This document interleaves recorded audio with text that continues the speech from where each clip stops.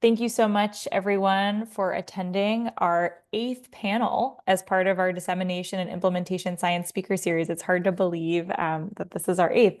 So I want to briefly introduce myself, the broader goal of the speaker series, and then our esteemed panelists.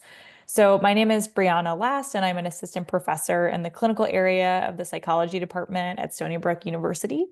And the Dissemination and Implementation Science Training Series is part of a project that's funded and supported by the Academy of Psychological Clinical Science. The goal of this project is to strengthen dissemination and implementation science training across clinical science doctoral training programs. As population mental health challenges have become more pressing across the country and around the globe, there's a real need to ensure that people can easily access high-quality mental health services. The question of how to meet this need is one that dissemination and implementation scientists have really tried to answer. And our field has developed unique methods, theoretical frameworks, and models that can help move the needle on population mental health. But training in dissemination and implementation science is not widely available in clinical psychology doctoral programs. And so we hope that by making this speaker series free and virtual, that we can support everyone who's interested in learning about dissemination and implementation science. So today's panel, Lessons Learned from Implementing Evidence-Based Practices in Public Settings, features esteemed panelists, Drs. Brad Nakamura and Iruma Bello. Unfortunately, Dr. Lisa Dixon couldn't make it today because she had an emergency, so we will miss her dearly, but we're super excited for our two panelists, and that will give them a little bit more time to be able to speak about their work. So we're super excited and thrilled that they're here. Each speaker has extensive experience implementing evidence-based practices in publicly funded mental health systems. So I'm really delighted for all of you to hear about their important contributions. So I'm going to briefly introduce the panelists and then let them take it away. So Dr. Brad Nakamura is a professor of psychology at the University of Hawaii at Manoa. He's also the director of the Center for Cognitive Behavior Therapy, a research training and therapy services clinic specializing in evidence-based practice, dissemination and implementation, and mental health service systems. He's also chair of the State of Hawaii's Evidence-Based Services Committee, an interdisciplinary network focused on promoting evidence-based practices there.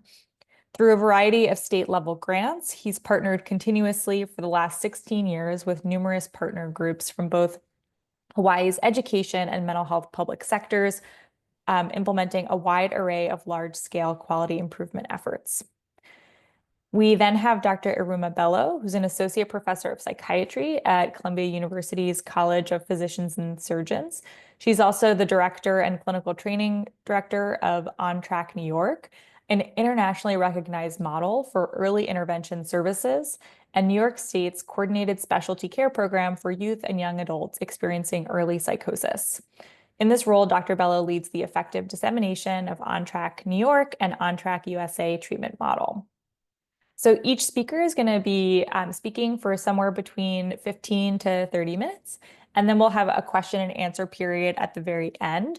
I'll open up the question and answer period with some of my own questions, but I encourage you all to sort of put your questions in the chat and really engage with our wonderful speakers. Finally, I also just want to mention that if you should experience any technical difficulties or have any questions during the panel, Madeline Papard, who's raising her hand, will be able to answer any questions. And if you get hopped off the Zoom for whatever reason, she's going to be closely monitoring the email dissemination.implementation@gmail.com in case you need the link or experience any other tech challenges. So without further ado, we'll have our first panelist, Brad. Thank you. Give me a second here. One of my students, Emily, had to help walk me through how to do this. I'm like doing a dual screen thing, and I think, okay, I think you all can see my title slide without the notes. All right. Thank you, everyone, for the opportunity to present this morning. I'll be speaking about implementing evidence-based practices in public mental health settings. and the evolution of martial arts. I'll be speaking about the evolution of martial arts actually first. So just hold on, and if you can hold on to this analogy without storming out of the room for a little bit, there might be some connections about what I'm trying to do with this analogy. Okay, so beginning about 50 years ago in the 1970s, Hollywood greatly popularized the idea that the greatest and best forms of martial arts and fighting more broadly involve kicking and or punching your opponents. These are just a few examples of Hallmark movies that helped to popularize this idea.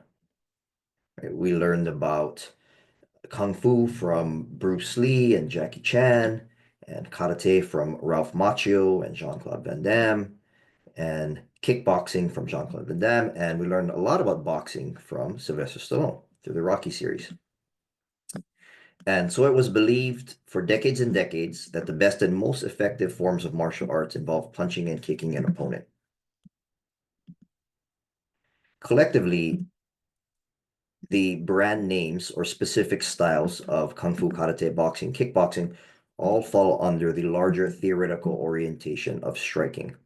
Regardless of the brand name, those coming from a striking theoretical orientation aim to punch and kick their opponents. But not all martial arts center on striking, punching, or kicking. The other major theoretical orientation to fighting is grappling. The grappling theoretical orientation involves grabbing someone, wrestling them to the ground, maybe choking them, applying some sort of arm lock or shoulder lock or something like that until the fight ends that way. Brand name approaches of the grappling theoretical orientation include jiu-jitsu, judo, wrestling, sambo, and sumo. And for years and years, martial artists would fiercely argue back in the 1900s, in the 1900s, as my teenage son likes to remind me of my time. Back in the 1900s, people would argue fiercely about who would win in an actual fight, in an actual no rules fight. Which brand name was the best? Which brand name or theoretical orientation would win in an empirical test in a head-to-head trial? Until the 90s, at least in America, there had never been an empirical test around this question. And then in November of 1993, this changed with the first ever Ultimate Fighting Championship, where 8 different brand name martial artists would come together in one tournament in an empirical evaluation. This first tournament happened all in one night. It was an eight-person bracket. Here you can see on the left. I don't know if you can see my mouse. Quarterfinals, semifinals, finals, and the winner had to fight a total of 3 times. There were no rules, no time limit, no weight classes, and gloves are optional. Okay. And so you can see the person over here. It's not really important, but you can see the specific brand name in parentheses under their name over here. Okay. So after the first empirical test, empirical evaluation, which came out on top? It was the smallest fighter in the roster, a fighter named Hoist Gracie, and he came from a jiu-jitsu background. And this was shocking to the martial arts world and larger community. Maybe Hollywood was lying to us. Maybe the biggest, strongest, most muscular person kicking and punching you was not the most effective martial art. But maybe it was a fluke. Well, if you look to empirical replications, other trials that came out between 1993 and 1995, here are some hallmark UFC tournaments. The brand names of jiu-jitsu, wrestling, and sambo, all from the theoretical orientation of grappling, demonstrated their superiority. These are all tournaments, and the winning formula seemed to be grappling theoretical orientation. Oops, why is my slide not advancing? In the beginning, in the mid-1990s, something interesting started to happen. Fighters winning the UFC tournament were martial artists who drew from different brand names and merged them into a new theoretical orientation, sort of overlapping. So a new theoretical orientation called mixed martial arts emerges. So what happened next? As empirically replicated across many trials, the brand name of jiu-jitsu in isolation or in combination with other approaches was demonstrated empirically very effective. By the mid-1990s, there was a massive groundswell of interest for learning jiu-jitsu.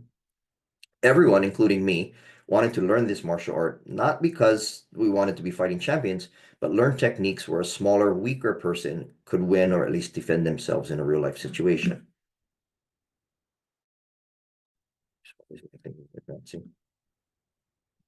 So now I'm going to switch to barriers to the dissemination and implementation of an evidence-based martial art. When the UFC 1 champion Royce Gracie moved to America in 1984, he taught out of his garage. He was borderline homeless, living with his brother, sleeping on a couch, teaching out of his garage. And by the time of the first UFC in 1993, there were only about 10 to 15 jiu-jitsu schools in America. By random circumstance, the UFC champion's older brother, Helson Gracie, seen on the right over here, had a training center at the university, like part of like the lower part of the University of Hawaii Manoa. I was an undergrad at that time and started to take classes and compete under Helson. So you can see Royce, the champion over here, and Helson's is his older brother. And various Gracie brothers, like Hoyler and Henzo on the right over here, would come by and they would do 1 to 2 hour workshops. We might call them train and pray workshops, but they would come into these train and pray workshops and teach. But what if you did not live next to these 10 to 15 schools in America at the time? There were a lot of barriers to the dissemination and implementation of this evidence-based martial arts.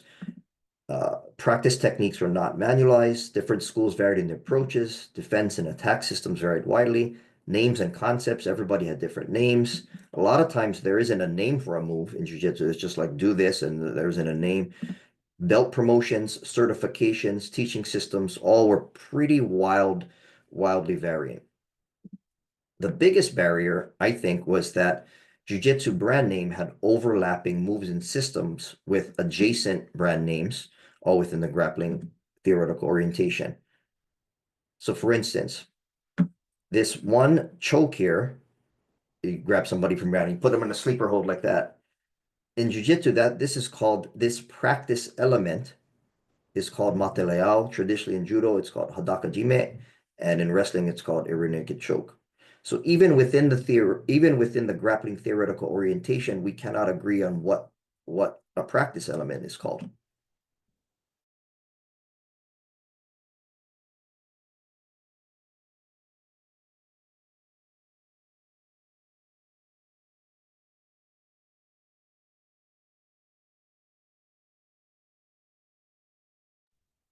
Brad, I don't know if anyone else is having an issue hearing you, but you kind of went muted.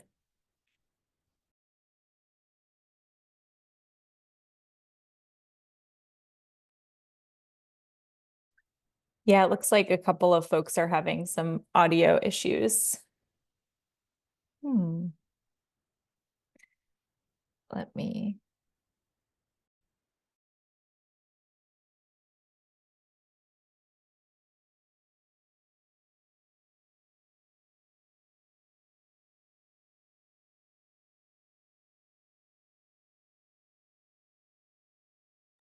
Brad, do you hear us? I think we lost your audio.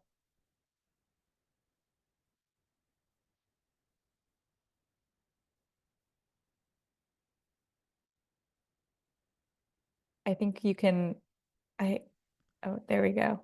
Okay, can you hear me now? Yes. Yeah, Oh my sorry, we gosh. lost you. Oh my gosh. How long was I talking? Like an hour? Um, Like, no. Just at around like a minute ago or oh two my minutes. gosh, that's Yeah. terrible. Oh my That's God. okay. How embarrassing. Could you hear me from here? Yeah, so we heard the different Okay. and then It's yeah, about we autonomic framework. right here is where it kind of stopped. Okay, thanks. So, oh my gosh. So eventually, an ontological framework emerges that helps facilitate the dissemination and implementation of this evidence-based martial art. Defense and attack systems became more codified. Most moves have names now. Crosswalks for crosswalking different brand name moves were created, and fans and trainers even started doing their own research on implementation effectiveness. So here's a table created through an online fan community of the most common types of jiu-jitsu practice elements successfully utilized in UFCs, in Ultimate Fighting Champion, or fights in the year 2022. Here we can see that 1,057 fights in 2022 ended because of a jiu-jitsu move. And of these 1,057 fights, of these 1,057 fight-ending techniques, 523 of them, or 49.48% of them, were from the one practice element of the rear naked choke. And then here we can see in descending frequency order the distribution of other practice elements in terms of their effective empirical implementations. So when speaking about an ontological framework, what are we talking about? We're talking about a structured way of representing and organizing knowledge about a specific domain, defining concepts and their relationships and properties, ultimately aiding in understanding and managing information in that domain. So how did an ontological framework aid in the proliferation of Gracie Jiu-Jitsu? So I guess one brand name, Gracie Jiu-Jitsu, one brand name of the brand name of Jiu-Jitsu. If you remember, I said that Hoyce came to America. There's a nice rags to riches immigrant story, living on a couch in his brother's apartment, teaching out of a garage in 1984. And by 2025, we see the establishment of Gracie University, where they offer online courses and certifications for a variety of jiu-jitsu adjacent programs. This one brand name has 454,367 students across 196 countries and territories. That is not a typo. Jiu-Jitsu is taught through modules with handouts and videos. So for the one very effective practice element of the rear naked choke, we can see a handout over here. I think Marina is going to put something in the chat about where you can look at this practice element. I'm asking that you look at it real quick, and you can accompany it when you're learning this video. And you might look at it and see how this is eerily similar to other practice guides we see in other fields of study.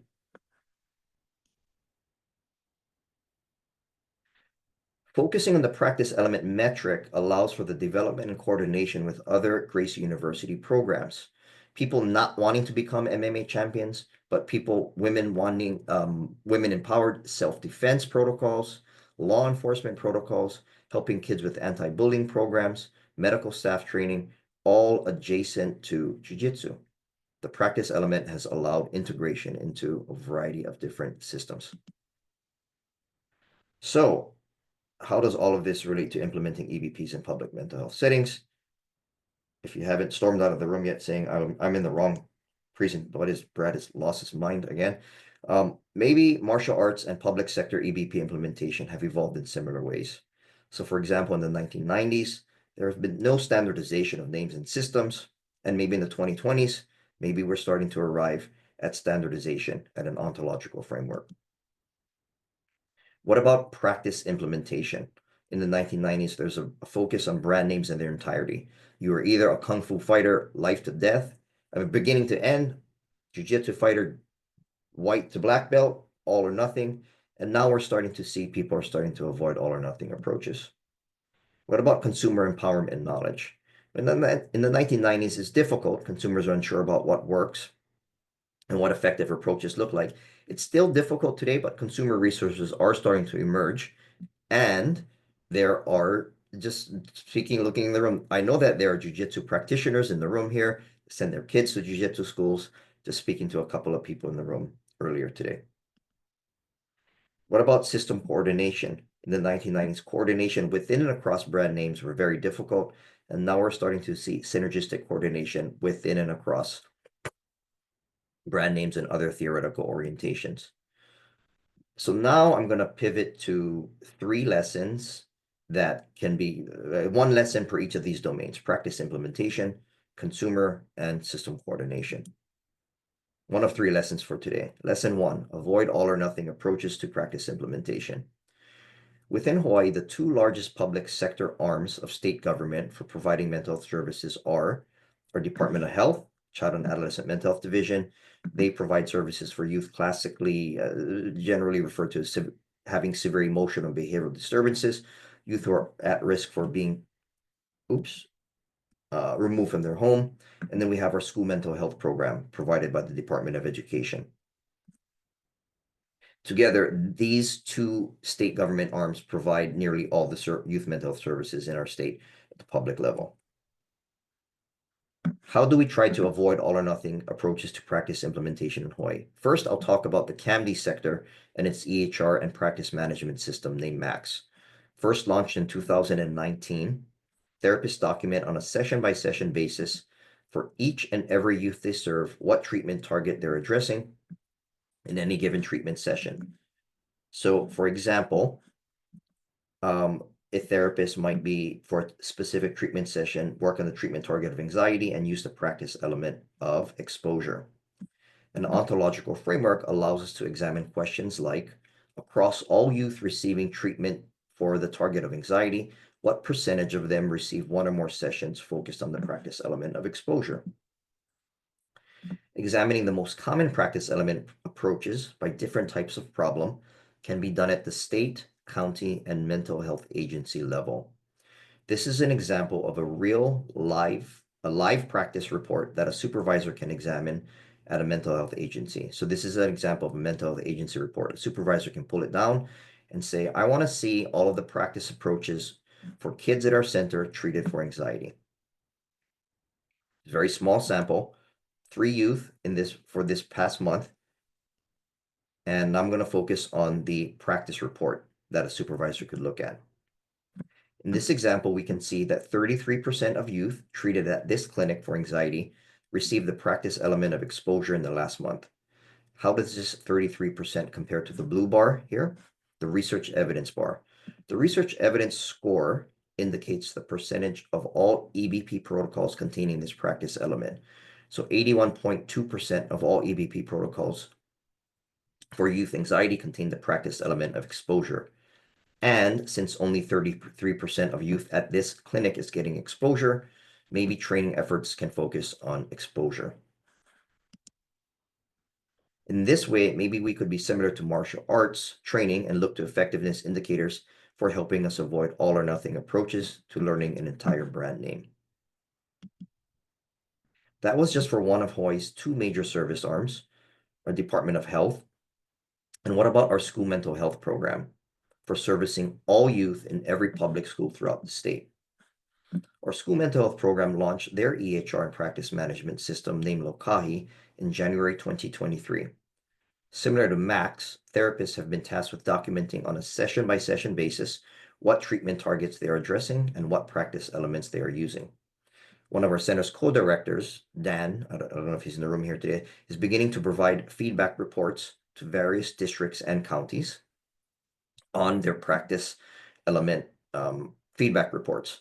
So, for example, in Lahaina, where residents there experienced the deadliest wildfire in our country for over the last 100 years, including burning down one of the schools there, over 100 people died, we can see what are the most common types of approaches being used for trauma and anxiety in the Lahaina County.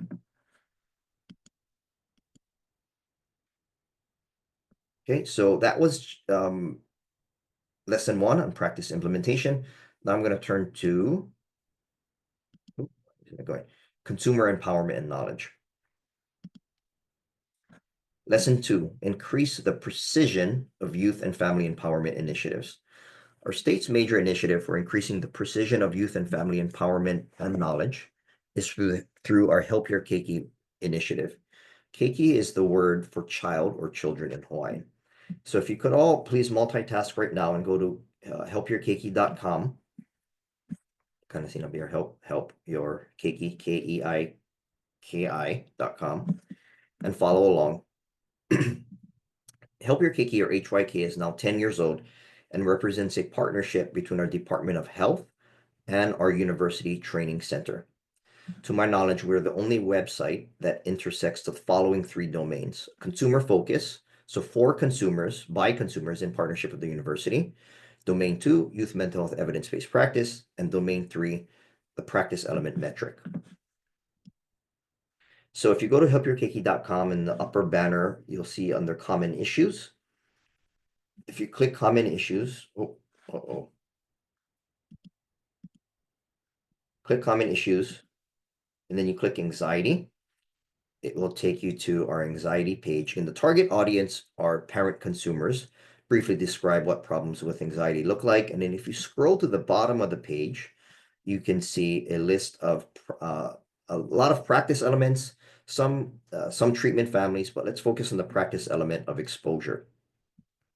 If you click on exposure, there's the general definition here, but our parent consumers wanted more. They wanted a fidelity check.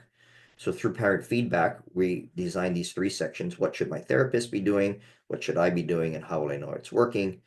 And parent consumers also wanted to have try it yourself guides where we provide specific examples on how to do exposure. Right, so all of this is focused on the practice element metric. Maybe one day we could live in a world where consumers know so much about evidence-based practice that they themselves can call them out by name and have online forums where they gather and argue about practice element effectiveness. Okay, so that was lesson 2. Lesson 3, pertaining to system coordination. Lesson 3, synergistically coordinate within and across system quality improvement initiatives. A major tool for system coordination these days in the state of Hawaii has been the Socio-Emotional Evidence-Based Developmental Strengths Questionnaire, or SEED survey. This self-report asks students, or asks youth, the extent to which they utilize up to 13 different practice elements in their daily lives. Take, for example, the scale score of problem solving on the SEEDs. So if you look at the items of the scale score for the SEEDs, we can see here, if you're familiar with the STEPS acronym from the Pasquette manual or match manuals, you can see state the problem, think of solutions, examine the pros and cons, pick one, and then see if it worked. Okay, so youth are asked the extent to which they agree or disagree with these items, how much they've been doing this in the past month on a Likert type scale. These 5 items then produce a problem-solving scale score for that youth. What are the other practice elements in the SEEDs? These include the practice elements here. I won't read them, but numbered 1 through 13, falling under the larger scales of thoughts, behaviors, and interpersonal domains. And these specific practice elements were chosen because of their disproportionate and frequent appearance in youth EBP protocols for youth anxiety and depression, but also older disruptive behavior problems. There's factor analytic support for the SEEDs now demonstrated with both Korean youth, so Ebesutani 2019, as well as American youth. So one of my graduate students, Marina, in the room that gave you the link about how to choke people, she did a factor analysis on the SEEDs. Factor analysis held up good with decent internal consistencies and good convergent validity. So how does the SEEDs help with coordinating other quality improvement efforts? Mostly with our partnership with the Department of Education here. Our school mental health partners really love the SEEDs for 2 reasons. First, it is a strength-based approach, and rather than focusing on deficits like the suppression of anxiety, the suppression of depression, the suppression of ADHD, so forth and so forth, the SEEDs focuses on strengths and what we should be doing instead of what we're trying to suppress. Let us try to increase problem solving and communication skills and relaxation.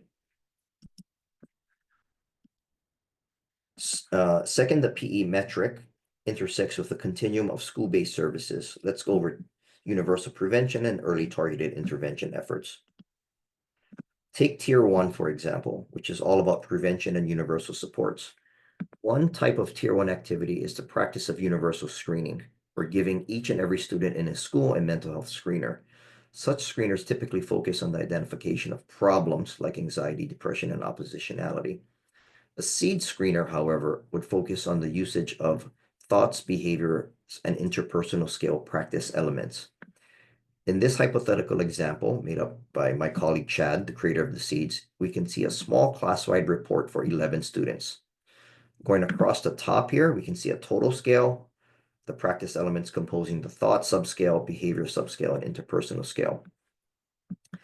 As this measure emphasizes a strength-based approach, the big picture to take away here is that higher scores, or in blue, higher scores are good, because we want strengths, we want higher scores, and lower scores are in red. We can view the seeds both within and across students. Within a student, going across in the row, we can see multiple red zones with students 2 and 10, and this is particularly problematic in light that they have no blue scores. So maybe we could focus on these practice elements for those students. You can also look for trends across students. If you go vertically up and down, we can see some red zone commonalities for the practice elements of knowing about emotions, psychoeducation, and facing my fears or exposure. In this way, as a classroom-wide intervention, if a teacher wanted to focus on social emotional learning or curriculum, they might focus on these. And moving from the hypothetical to implementation, during this past school year, we have had a very small cadre of staff in our Department of Education trying to implement the SEEDS as a screener, integrating SEEDS findings across all tiers of support. And we have recently developed a teacher report version that we're trying to launch. So back to an earlier slide, just as how an ontological framework focused on practice elements have synergistically connected fields like women's self-defense programs, anti-bullying programs, law enforcement programs, and medical self-defense training. Perhaps an ontological framework centered on the practice element allows for connecting program monitoring, therapist training, measurement-based care initiatives, consumer empowerment, and school-based mental health, Tier 1, Tier 2, and Tier 3 efforts. I would argue that there are many, many more lessons from the martial arts community that we can, like my poor students in my lab know I can talk about this for hours and hours, but we don't have time for that. You're all spared. But the take-home point is that the storylines between these two seemingly disparate fields are remarkably similar. I've shared just a few lessons from the explosion of jiu-jitsu practitioners, from Hoist living on his brother's couch, teaching out of a garage, to now hundreds and thousands of schools across America, all of which are possible because of, I think, an ontological framework. Thank you very much for all of your time, and a special thank you to my lab and people at my center. This is an incomplete picture. Some people are missing on the day that we took this picture, and I had the pleasure of just presenting some of my staff and students' work. Thank you very much. So that's a wrap. So much, Brad. That was great. Excellent. Iruma, do you want to take it away? Sure. A hard presentation to follow, Brad. But first, thanks everyone for having me here, for listening to this. I am going to be talking today about a very specific program. But let me first put my slides. Okay, I'm guessing you guys can see the slides. Okay. So I'm going to be talking about a specific practice and how it was the history, I guess, and the trajectory for implementing this, particularly in New York State. I'm going to talk a little bit about the national landscape as it relates to coordinated specialty care and how that came to be. But the focus, because it's where we've been able to really have a lot of implementation support, is in the state of New York. So what is On Track New York? What am I talking about here?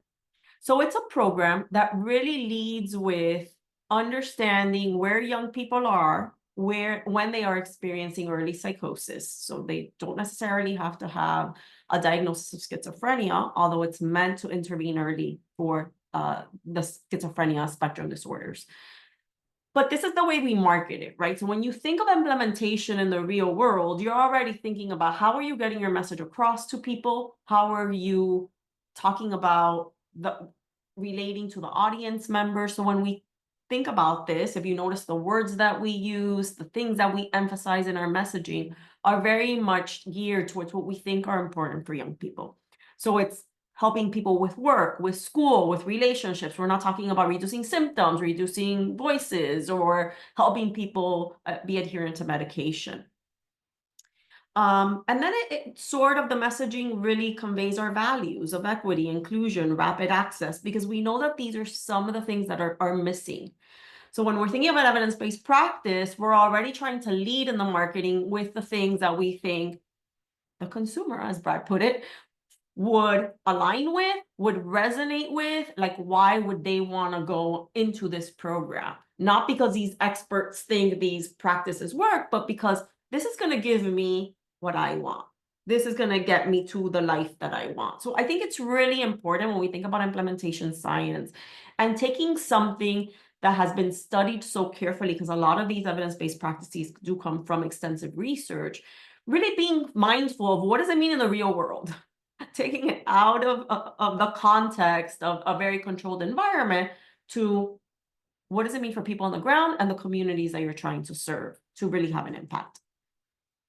So it's On Track New York, it's a team-based intervention. It's a multidisciplinary team that provides a series of evidence-based practices. And I think that's the trick with this, of why this implementation is a little different, because we provide evidence-based psychopharmacology for psychosis, supported employment and education based on evidence-based individualized placement and support models, evidence-based, what we're calling recovery skills, so CBT-based psychotherapy, CBT for psychosis, social skills training, family psychoeducation, family support, case management, so additional supports, suicide prevention, because it's a very high-risk population we're working with, and suicide and even unintentional self-harm is very prominent.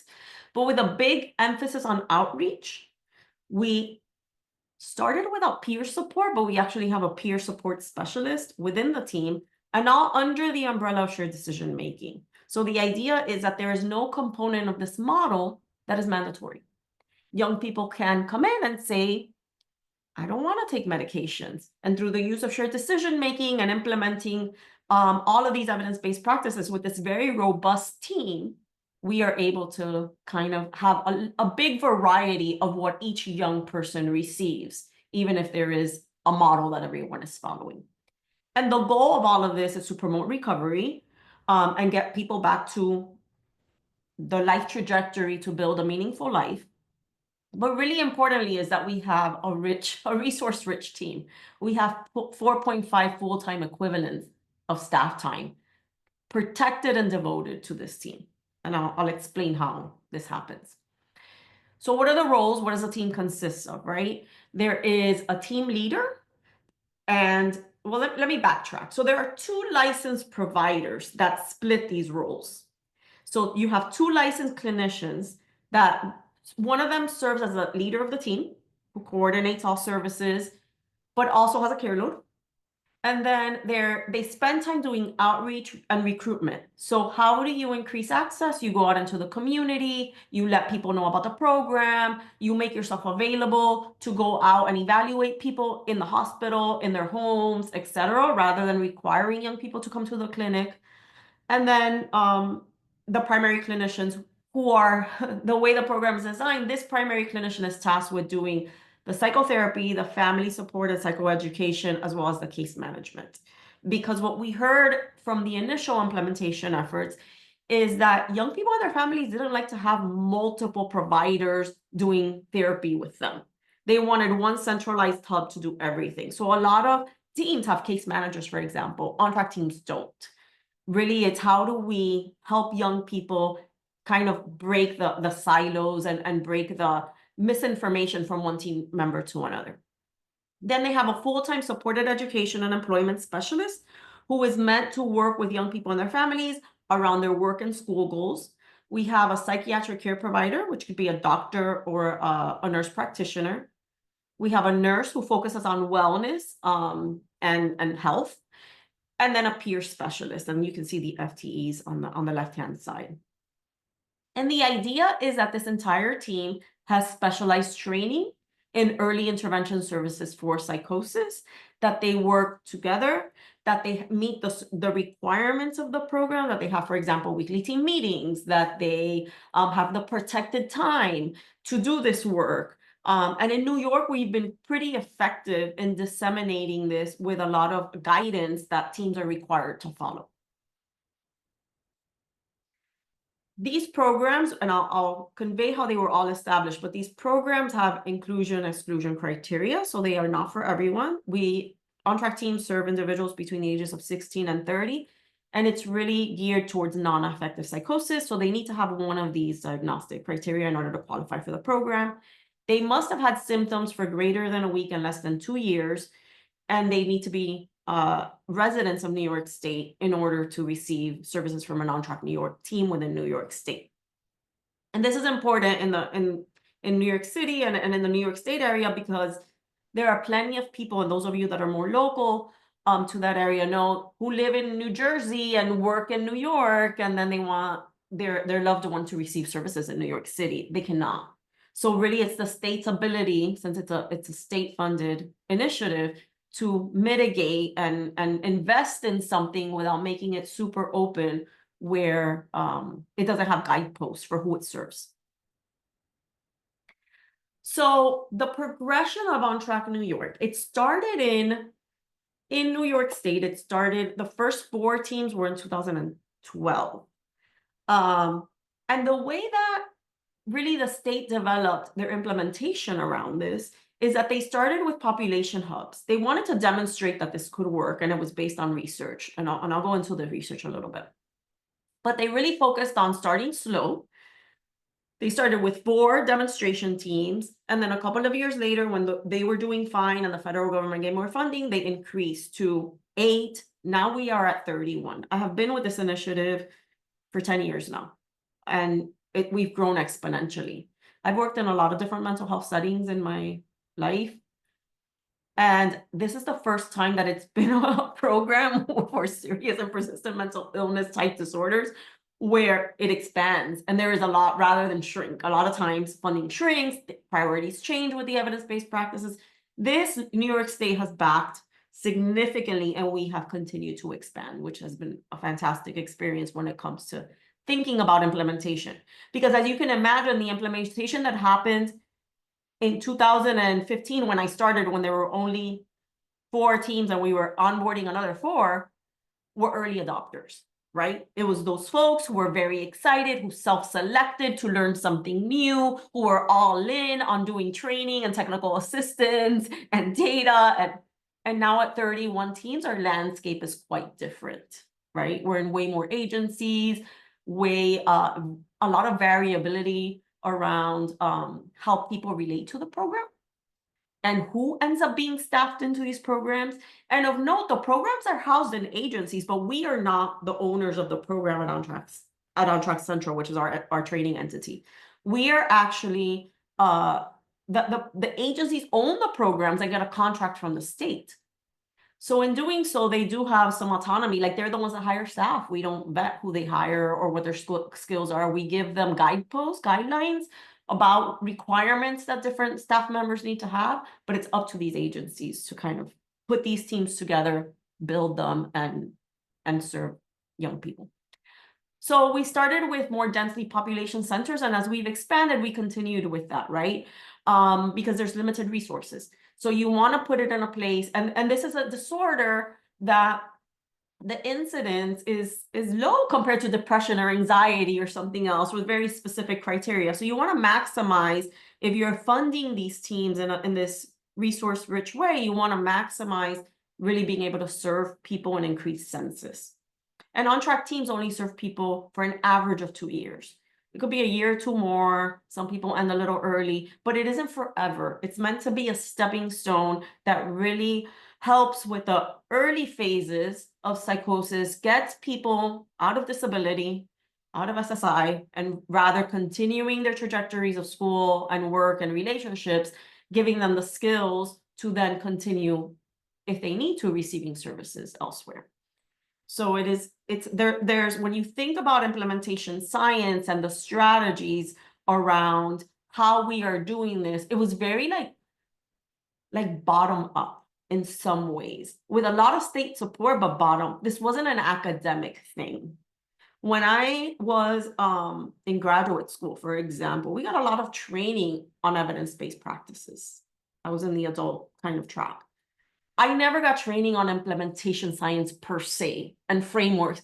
And when I went to work at On Track, I had none of that training either. So this was very like bottom up, what works in the real world? What do we know about EVPs? What do we know about quality improvement and how to measure and evaluate things and then pivot. And then in more recent years, and I'll share that trajectory, we've actually seen how we were using implementation science frameworks without knowing it, and how now we've tightened the ship a little bit and how we conceptualize the work that we're doing.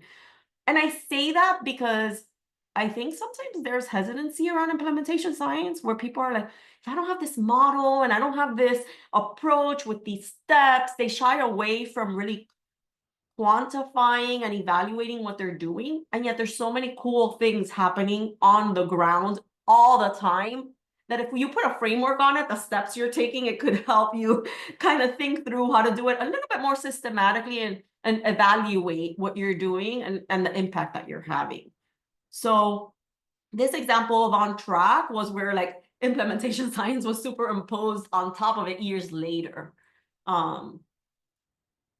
So how did we even get here? How did we get to where we are today, which is in New York State, we have 31 teams. Nationally, now there's coordinated specialty care teams in every state because of federal funding. And part of our center, we train New York State and we do fidelity and all of that, but we also have contracts with other states who train them on our model. So we do both. There, though, we don't provide as much oversight on the implementation.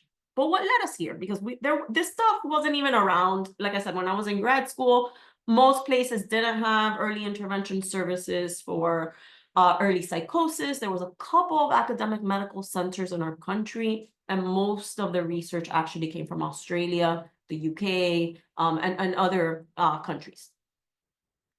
But what we knew in terms of schizophrenia, and I'm going to fly through this, is that there are two really key scientific findings. And when we think about On Track New York or coordinated specialty care, which is the non-brand, think of On Track as the brand name of the generic coordinated specialty care.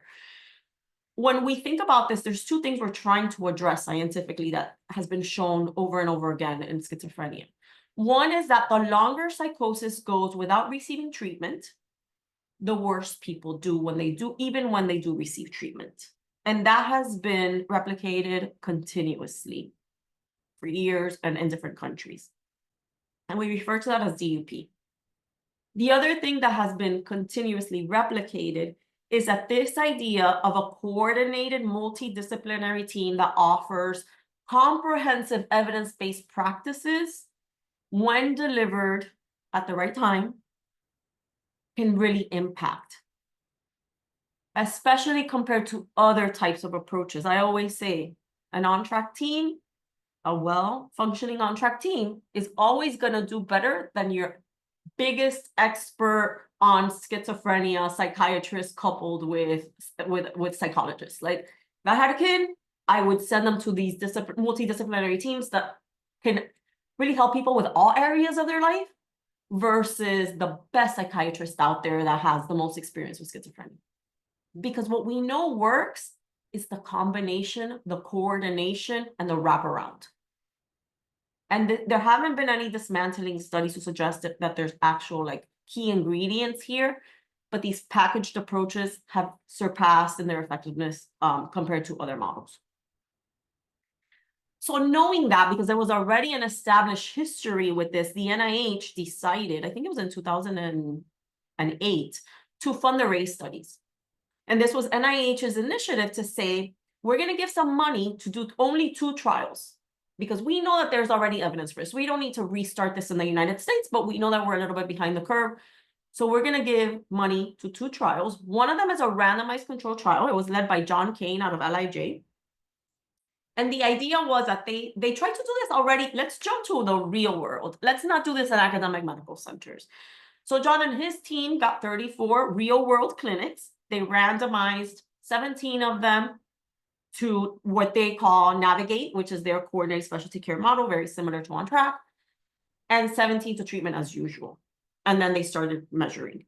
And then Lisa Dixon, along with, she was in Maryland at the time, along with the folks in New York, so it was a 2-site study, were given money to do an implementation study. And what they were focused on is, how do we get training manuals, videos, a strategy, so that there was an assumption, which is very different to how other research happens, that this is going to work and we're going to have to implement So NIH was very interested in like developing implementation strategies early on, and that was Lisa's project. And that was, so they were separate. One was a Navigate study, and then the other one was what became On Track New York, which New York adopted. So the randomized control trial, what did it find? Very quickly, it found they didn't limit the range or the time that people got treatment for psychosis. They kind of included everybody. So there's some outliers here. But even with that, they found that individuals who received Navigate, who were under 74 weeks of experiencing psychosis, did better. They had better quality of life, and they had less symptoms than anybody else, including the people who had who received the coordinated specialty care but had longer, durations of untreated psychosis. And they picked 74 weeks because it was the median of the sample. Why do I say this? Because these are the research things that reverberate and impact the implementation. Right now, On Track has, remember when I said, what is our inclusion-exclusion criteria? People who have had psychosis for less than 2 years. Where does that come from? That comes from this. Because there's some evidence to indicate in the research that 74 weeks seems to be a marker. But there's other evidence when you look at, and I'm not presenting them here, meta-analyses, that like after 6 months, there's a decline in effectiveness. So the state decided, with influence from and impact from the people that developed this, okay, where do we draw a happy medium? It's not going to be super precise, but okay, the 2-year mark. I think they started with a 1-year mark the first year, and then they moved it up to a 2-year mark to balance, because in the real world, what you realize is you're not going to be able to identify everyone within the first year. It's really hard to do this in a community. So what's the balance? Let's extend that amount of time to 2 years. So all of these things, when you translate them to real world implementation, you're making these compromises of how to think about it. But ultimately, the true north and the goal was always to reduce the duration of untreated psychosis and give people access to these services. So how did the state implement? The state of New York did 2 things. They connected and developed an initiative at the Center for Practice Innovations out of the Research Foundation in Columbia, which is on what we call now On Track Central. And we are a training and technical assistance group who oversees the entire implementation. So I have a team of people who are trainers. We have a data shop where we collect data from teams. We feed it back to them for quality improvement. We, whenever teams, depending on how they're doing, we always, in New York, we always have a connection with them, and we always provide training and technical assistance. Not something that is done. It gets reduced in frequency, but we're always in connection with them. And that's part of the contract that they're signing up for when they're signing up for these programs. So unlike other states, this centralized approach gives us a lot of leverage to observe, change, and manage the implementation so that it stays a little bit more consistent and focused on the effectiveness. In other states where it's not so centralized, because not every state has functioned in this way, the coordinated specialty care teams have done a lot of variations, and it is unclear, how well they work or they don't work. And there's just more variability. In New York, it's a tighter ship, is how I like to think about it, because of our role as an intermediary organization that really facilitates that training, technical assistance, and data. And we have a very robust process for understanding what's happening and how to help the teams. So it comes directly from OMH. So we have a lot of support from people that have a lot of power. We are the middlemen. So On Track Central is the middleman. So what do? We train the teams who sit in clinics and agencies, and then we collect data from them to give them, data back to OMH about outcomes, about fidelity, about service utilization. And then we also collect data from participants and families that are receiving the services related to fidelity and related to a self-report about how they're doing. And all of that is a feedback loop that gets utilized by OMH, that gets utilized by us at On Track Central, and utilized by the agencies for continuous quality improvement.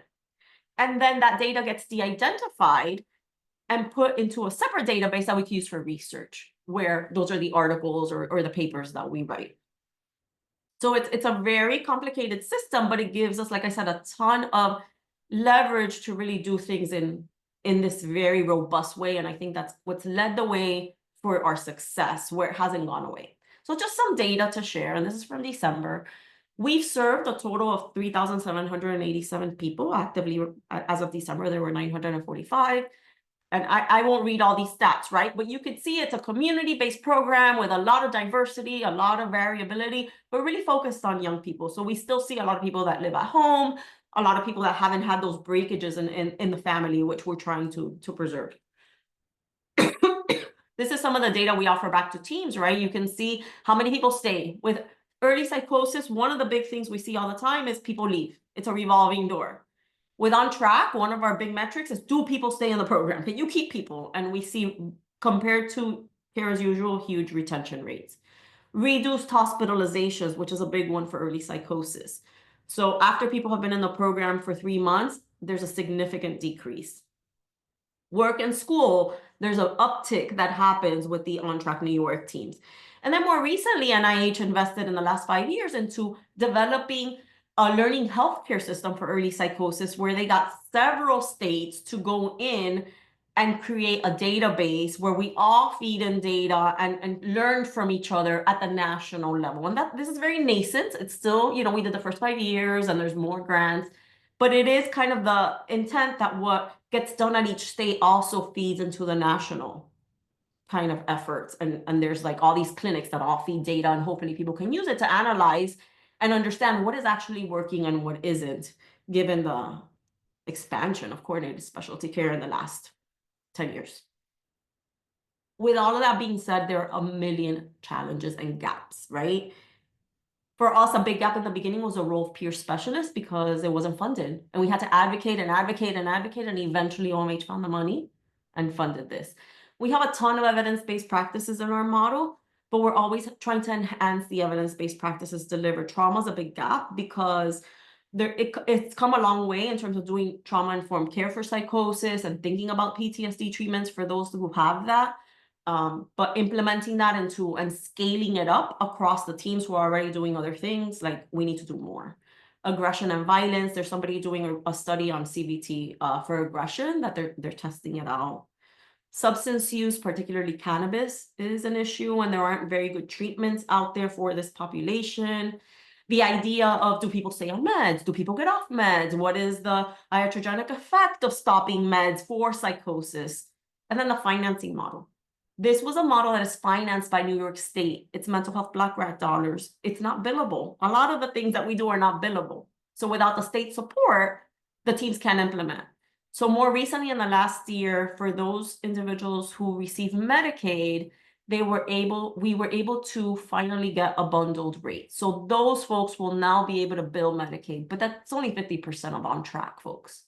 So when you think about implementation, you're thinking of sustainability, and you're thinking about long-term kind of impact, and to think that the state is always going to support 100%. No, you want things to be sustainable on their own within the system. And that's been a huge uphill battle that we've made some gains, but still some work to do.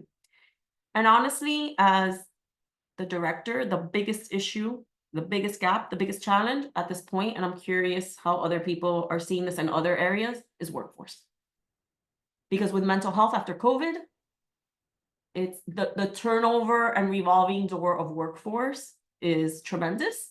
And because we are such a training intense program, every time a new provider comes in and we have to train them and get them up to speed, but now they have a care load that they're inheriting, it's very different than when we first started. So our strategies for implementation now have completely shifted from when we first started implementing On Track New York 10 years ago, where, as I mentioned, it was early adopters, people who stayed at their jobs for a really long time, were passionate about this, and we started them from zero and worked with them for years. Now a team might have a team leader, and 6 months later, a different one, and the person left. And all of that, I think, creates a huge gap in the workforce and in the learning and in the implementation. That's where data then becomes even more important.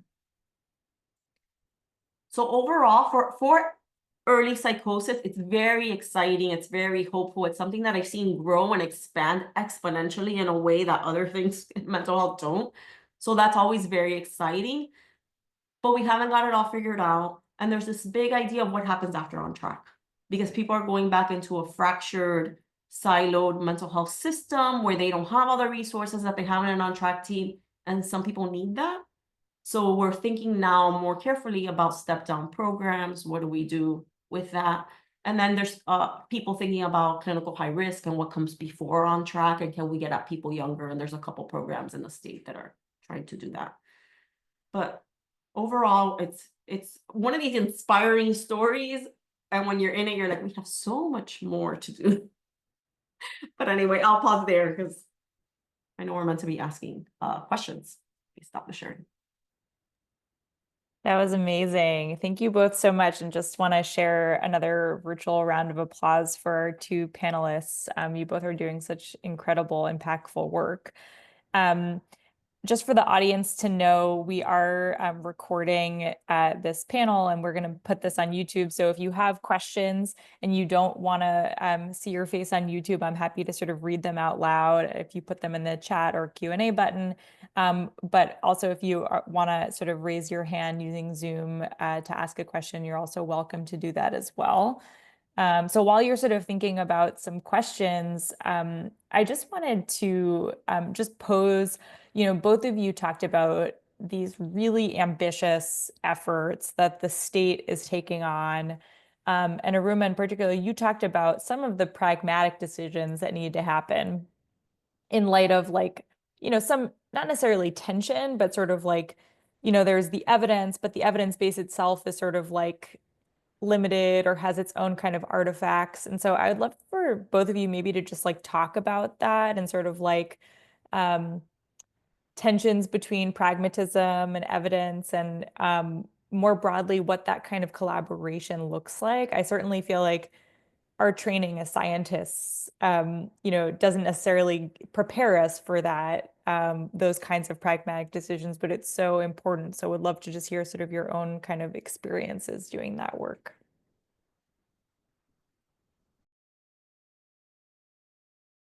I can go first, or Brad, if you want to, whatever. You can go first. Thank you.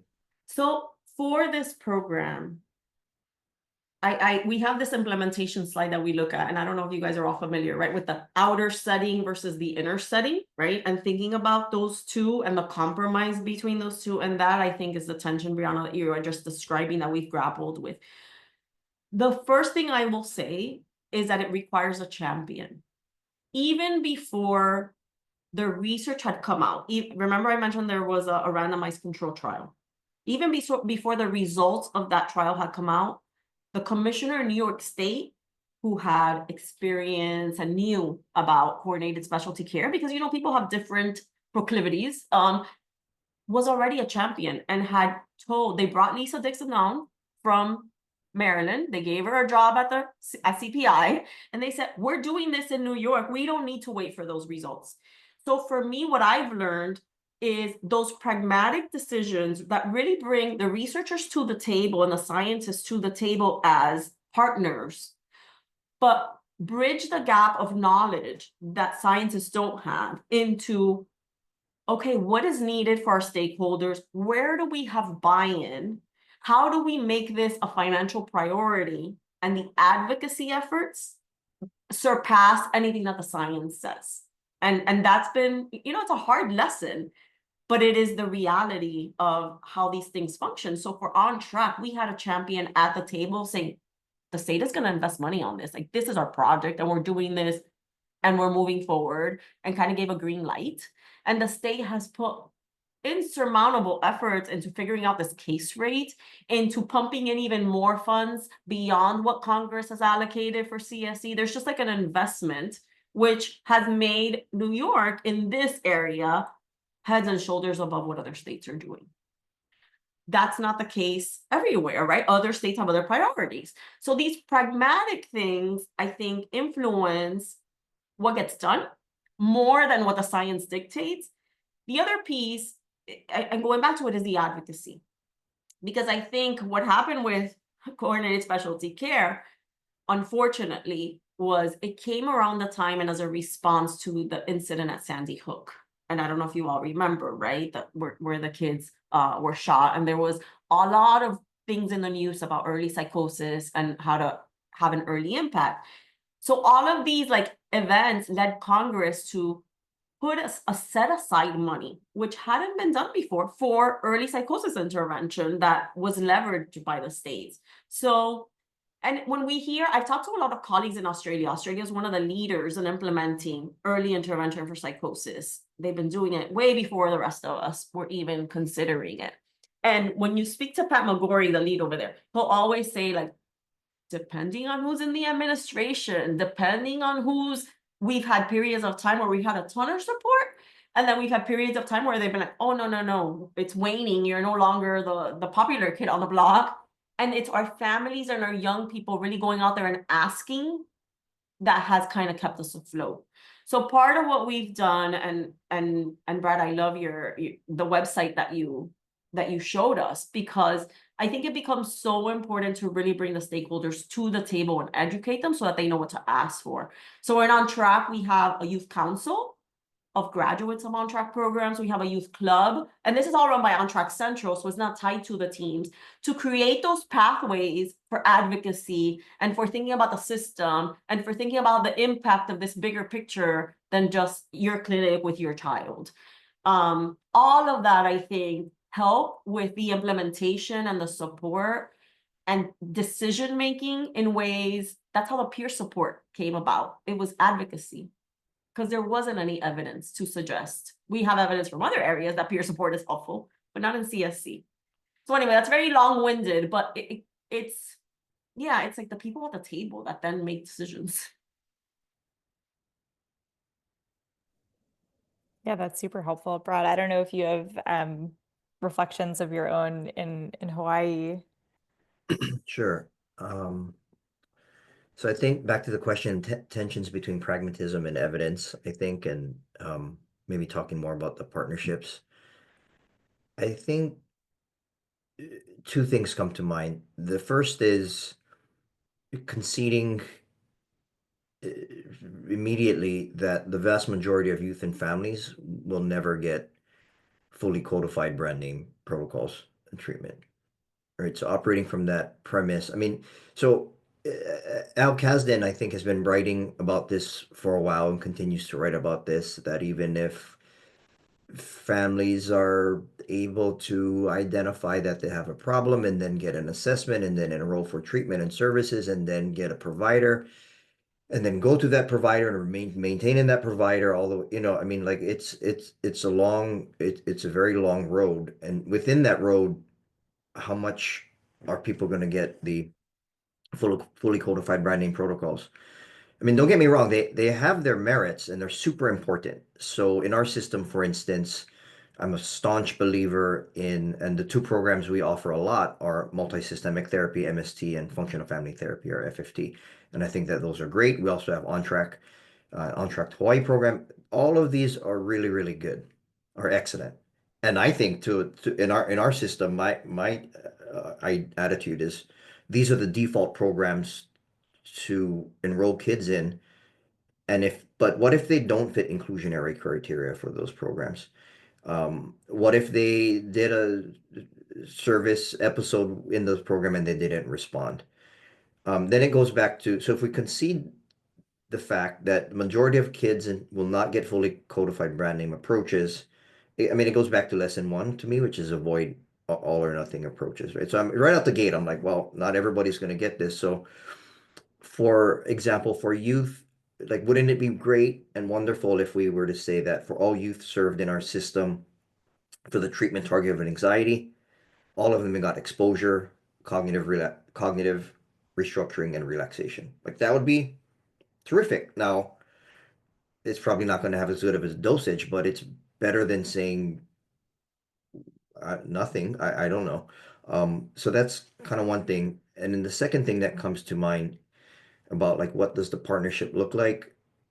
I mean, the biggest thing I can urge people to think about in public partnerships is thinking about what problem the academic partner can solve for the community partner, right? So what is the world that they live in? What are their contingencies? What are their sources of rewards and punishment? Right. And it's not publications. Like they don't care about publications or anything like, right. So they might care about, I need to give the report to a governor on our evidence-based practice implementation efforts, and I don't know what I can tell them. And it's just like, well, we need to have a practice monitoring system. And so it's just, I would just urge people to think about that, that if you're not solving a problem for them, then the partnership will not, it will never take off. Super well said. Yeah. The sort of uh our deliverables and rewards are so different from the deliverables and rewards and also timelines that community partners are often sort of working under. So it's such a good point to make. Um, I don't see any questions, so I'll ask one more, and then I'd love to hear just Iruma and Brad if you had sort of reflections on each other's presentations. But something that's cut across all of our presenters throughout this series is the sort of elephant in the room around workforce challenges. So everyone pretty much has talked about the fact that funding is sort of insufficient to be able to really fully support a lot of these fantastic programs. And also that we're just seeing a kind of burnout crisis and shortage of workers that can really sustain these programs, which Aruma, you mentioned, really changes the way you think about training. I know in my work in Philadelphia, oftentimes our agencies would talk about the fact that they would devote, a year training clinicians in an evidence-based practice for PTSD, and that clinician would then leave the system, pretty soon after. And so there's so much, um, public money that then gets sort of actually trickled into that clinician going to work in private practice or even leaving the workforce altogether. Um, so we don't have the same closed system that like maybe Australia does or these other kinds of systems that are fully public. And so I guess I'm just curious about um, the sort of unique context of the US or New York or Hawaii. Like how do you think about these workforce challenges and how they influence implementation of evidence-based practices? From our perspective, it goes back to working with what you have and being able to pivot, because if you can't build the same way you have to build partnerships up and have good partnerships with the state or with whatever the system is, that's kind of, you need to be able to build really good partnerships downwards. And what does that mean? Similar to solving problems for, an agency who has to give a report. How am I connecting with these providers that are now coming into this team? And as I mentioned, in our first wave of implementation, we got very skilled providers. It was like the cream of the crop would then get selected to go and start these like specialized programs. And that's how it was. And more recently, after, in the past maybe 5 or 6 years, I would say, we're getting really early career people who maybe just got out of school. This is their first job. So we're having to shift our training approach to accommodate not only how do you do on track, how do you do clinical work? How do you sit with someone in a room? And that is like the basics of, just to use psychotherapy as an example, right? I think about, it's a multidisciplinary team, so it reverberates on every role. But you're starting from a different point, and we've had to pivot significantly. And the training that we give, the advice that we give, the strategies that we use have completely changed. Even the data. I mean, previous to this, I was having a conversation with our data team, and we collect all this data, and it's like, the more we expand, the more provider burnout we have with data entry. And our data is separate from the EHR. So we're like wanting to add new items because we want to understand more deeply recovery and shared decision making. And in the back of my mind, it's like, and providers are just going to complain. And do they really want this? So what was our strategy? Let's come up with an advisory team of providers who want to work with us on this so that we are not unilaterally making decisions about what new data items we're going to add. Let's hear from the people on the ground. Maybe they can brainstorm something where we don't have to compromise so much, but we know that at the end of the day, if we don't compromise, we get nothing, as Brad was saying. So we try to stay real to the time, the workforce, what people need, what people are saying they need, and us as a team strategize the ways that we can motivate, facilitate, and meet people where they're at, because that's what we're hoping that they do with the young people and the families. We can't be so rigid about a model if we're wanting a very flexible model that really understands the conditions under which these people are living. We need to understand the conditions under which our providers are. And sometimes that means tolerating team turnover every 6 months and really staying with like, okay, but how do we help this agency? Because they have participants to take care of.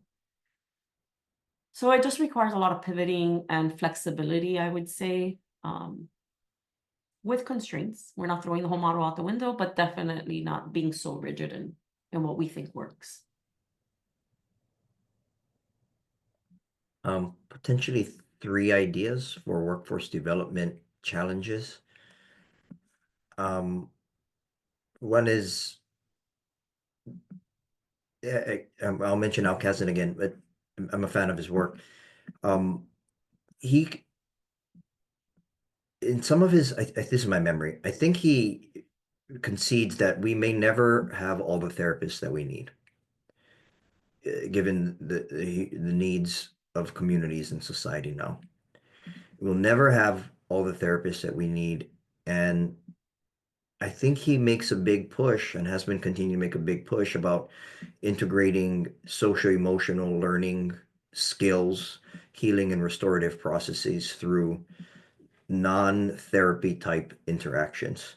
I think he mentions like going out into nature and yoga and church and all of these other types of things.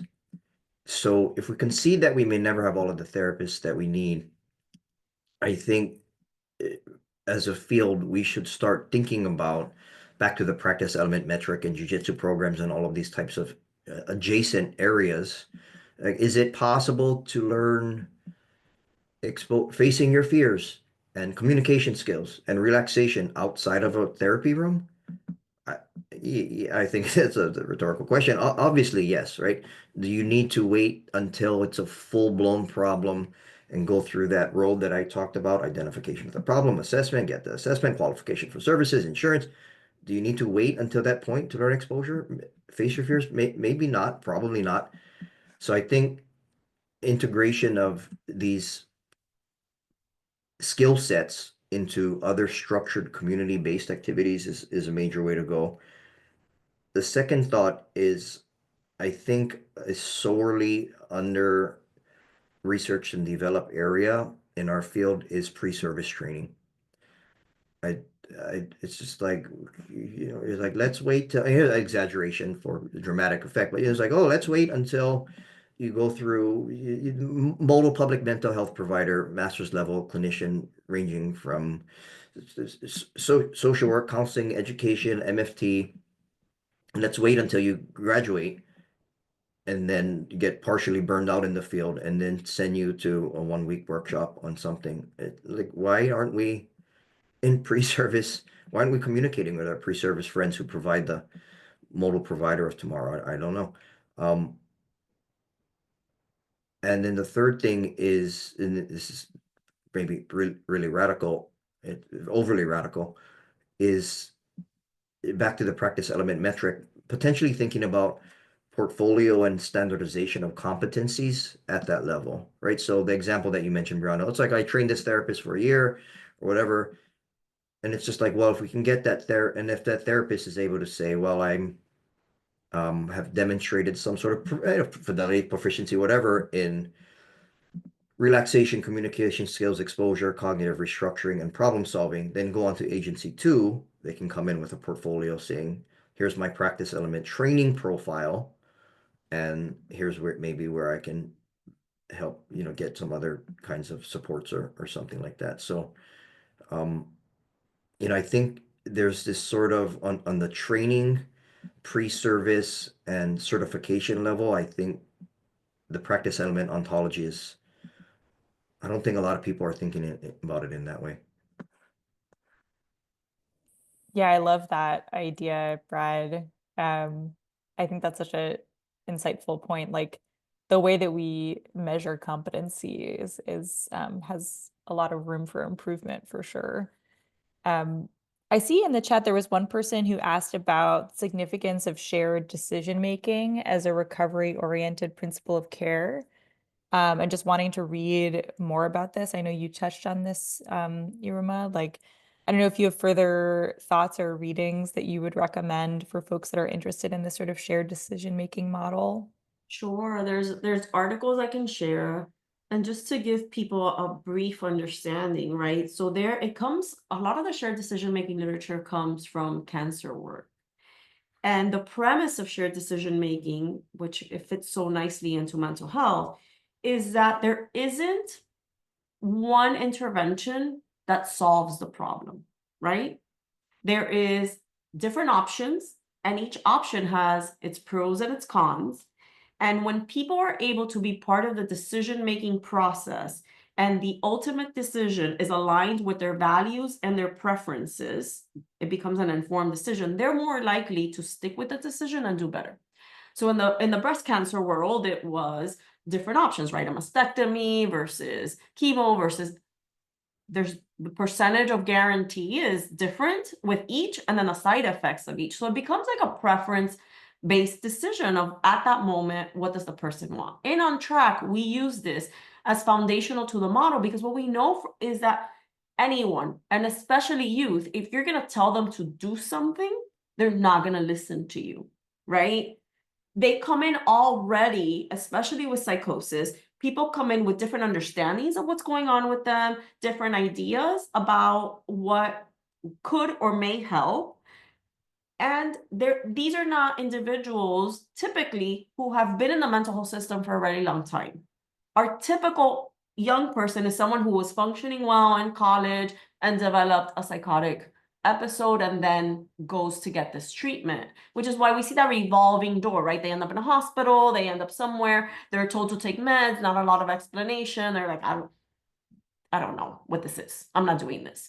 So shared decision making is meant to empower the person, is meant to have you as a provider, you give your recommendation, but you leave enough space for deliberation so that they can understand what that decision is and then kind of make the decision and then pivot if the decision didn't work. And you have a whole team with a lot of resources to do this, which is similar to any other multidisciplinary team approach. This becomes a little bit harder to do in private practice or individual psychotherapy because in On Track, even if someone decides not to take medications as an example, they could have multiple meetings. They can meet in the community. They can meet with the Cs. They can meet with the peer. They can meet when you're doing this in a individual one-on-one therapy. Sometimes you don't have the resources to do the responsive follow through in the moment or come in and walk in and I'll see you whenever. So the idea is that because the team has a low census, right? It's 40 participants for those FTEs. They can be very flexible during these initial stages to meet people's needs, and shared decision making help set up people to then make better decisions post On Track. They're better informed to continue their mental health journey, which, as we just talked about, who knows what it'll be, because there's all kinds of places where people will get services that don't even understand psychosis, that don't follow evidence-based practices, or people just don't want, traditional mental health care. So you're empowering them through this process. But I can share more articles. Elwin is the one who did the main model, and his article delineates the steps, and we train the teams on how to do that. Yeah, that's super helpful. It also just struck me, wow, like 40 participants for 4.5 FTE, like what a luxury. So that's so amazing. So we are at time, but I just want to thank our panelists again for such a wonderful presentation, wonderful discussion, post-presentation, and then end with a couple of announcements.